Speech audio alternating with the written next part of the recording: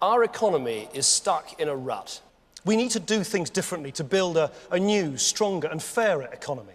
Economies in Europe are in peril. It's the economy, stupid, the issue that's dominated the general election campaign and the focus of the third and final television debate between the three main party leaders.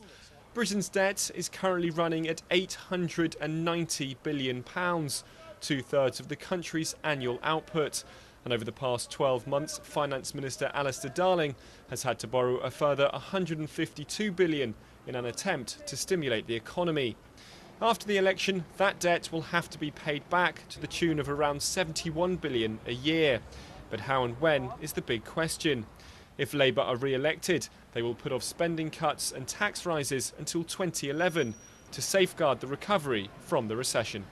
If you shrink the economy now, if you contract it, if you make the mistake of the 1930s, then you lose jobs, you lose growth, you lose businesses. The Conservatives say they will start making savings immediately, planning bigger spending cuts but lower tax rises than Labour.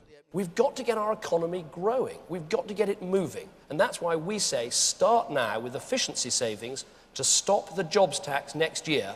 As for the Liberal Democrats, they want to save money by scrapping plans for a new nuclear weapons system, which they say will cost £100 billion, and also reform the current tax system.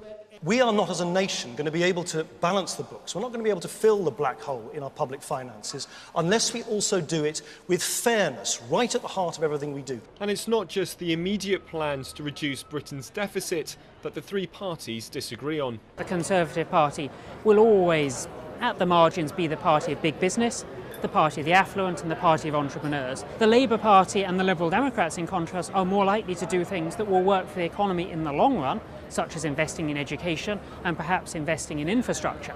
It's perhaps harder to explain why those things are good for business, but they will be good for business in the long run.